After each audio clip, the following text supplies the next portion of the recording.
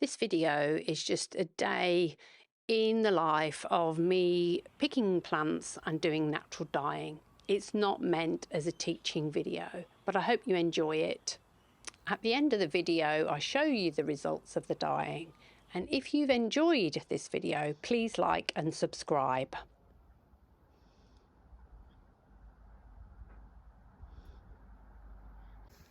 So I'm just on my morning walk, and I know when I do this walk, I actually see plants that are good for dyeing.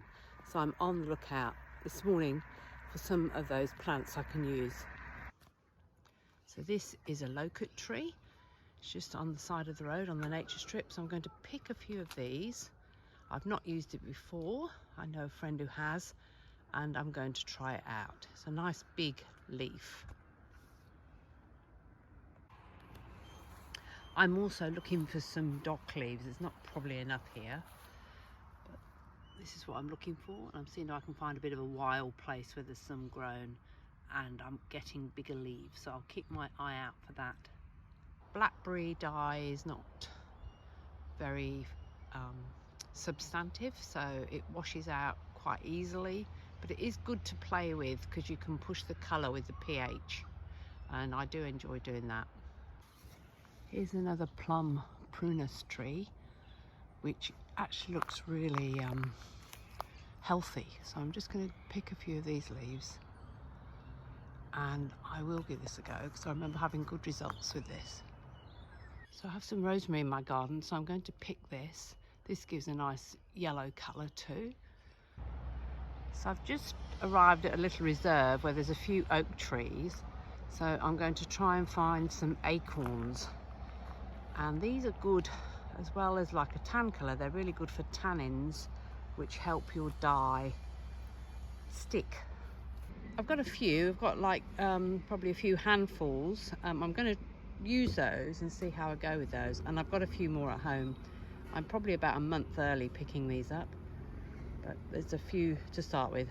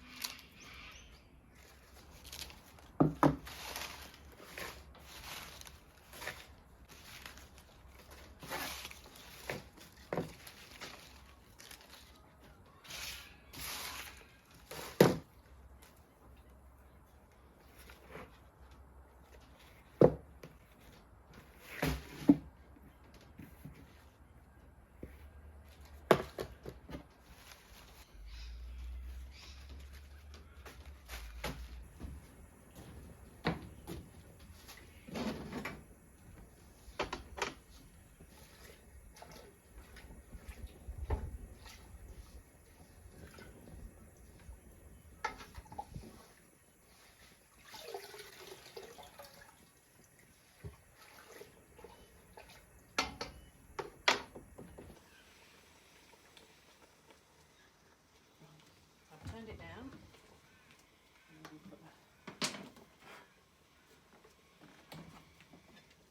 Get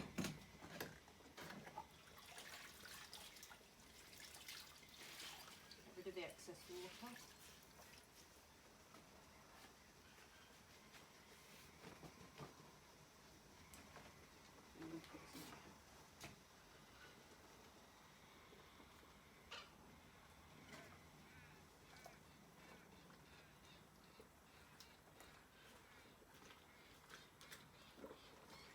Stir so that it's evenly distributed.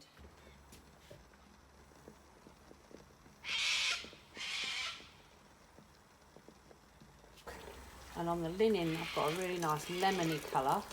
It's a definite colour. And then the cotton is actually darker.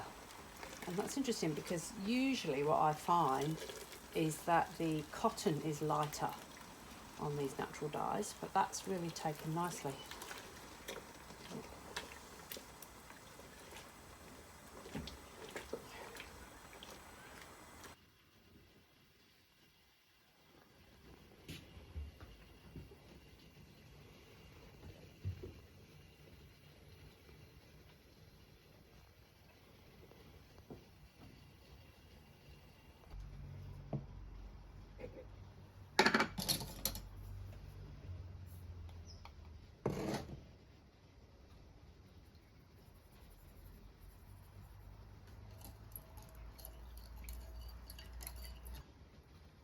Add some vinegar now.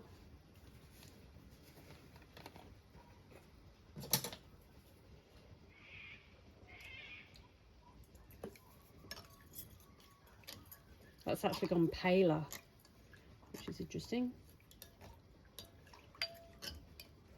So that's made it more acidic, and that's made, the washing soda's made it more alkaline. And this copper has been just gathered with old copper coins. I've been soaking there for a few years now. I'm just going to add 1 teaspoon. Okay, that's kind of gone a greeny colour.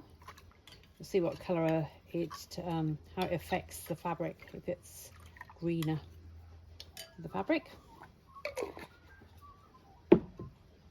And then the last one is iron, and what I've found with iron is you never put too much in because it can go dark really quickly and you can't reverse it. So I'm just going to mix this up a bit. So I'm just going to add a little tiny bit first. Okay.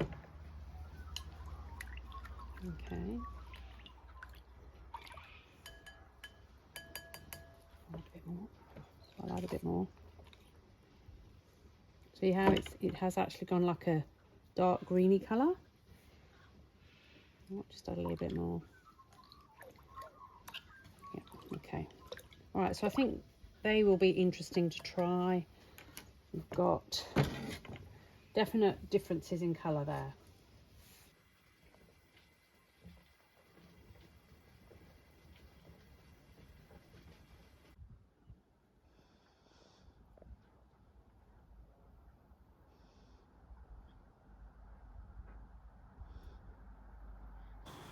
So after a couple of days of dyeing and playing with these different plant dyes, it's been interesting, the results, because some of them were better and some of them weren't so good.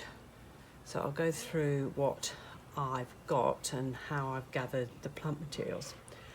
So I collected from my garden the goldenrod, which is this one. And I did a couple of little ones here, which I really like. So these were washing soda, vinegar, and copper and iron. So they look really nice together. I like those two. So because I've got that in my garden and I can pick it really easily, I can experiment with it any time. Oxalis here, this really bright yellow. I think this is interesting because it's almost fluorescent, you know, it's just so bright. This one I collect in the spring and I usually get it around the garden.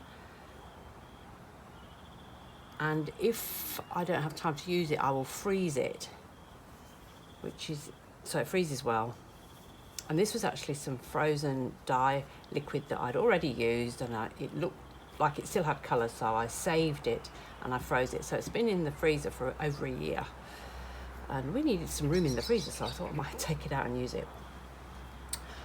You saw me pick dock.